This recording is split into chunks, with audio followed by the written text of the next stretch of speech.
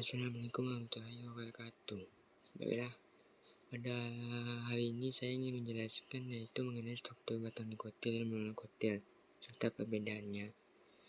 Pertama, pada struktur jaringan dikotil yaitu adanya epidermis, yang dimana epidermis itu merupakan jaringan terluar atau dinding sel yang telah mengalami suatu penebalan yang biasa dinamakan kutikula.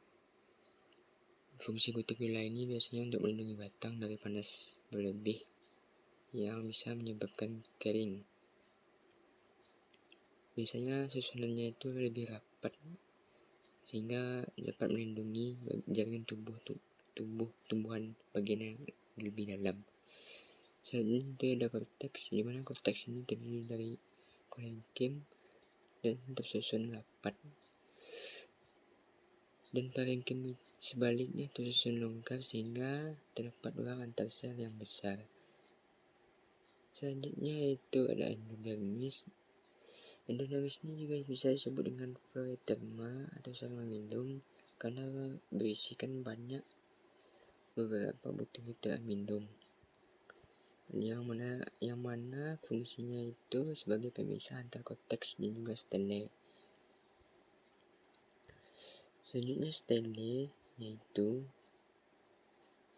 terdiri dari perikambium dan silam serta flem, di mana perikambium ini bersifat merisitematis sehingga selnya akan bisa terus membelah. Makanya pada tanaman dikotil itu bisa membesar dan juga bisa melakukan cangkok apabila ingin sebuah budidaya. Selanjutnya silam dan flem, yang dimana silam berfungsi mengangkut hasil fotosintesis ke seluruh tumbuhan, sedangkan flem mengangkut hasil unsur mineral yang ada dalam tanah dari akar menuju daun. Selanjutnya itu jaringan monokotil, struktur batang jaringan monokotil. Yang pertama itu ada epidermis, ya umumnya sama dengan dikotil. Kedua itu korteks. Pada batang monokotil ini biasanya juga bisa terdiferensiasi secara baik atau kadang sangat sempit, bahkan juga malah tidak bisa dibedakan atau antara stele dengan silinder pusat.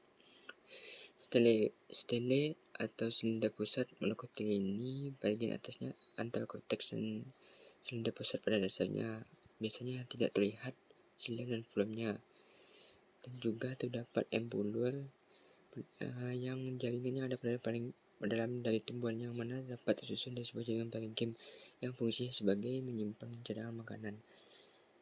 Demikianlah penjelasan saya mengenai perbedaan struktur jaringan batang dikotil dan monokotil. Sekian, assalamualaikum warahmatullahi wabarakatuh.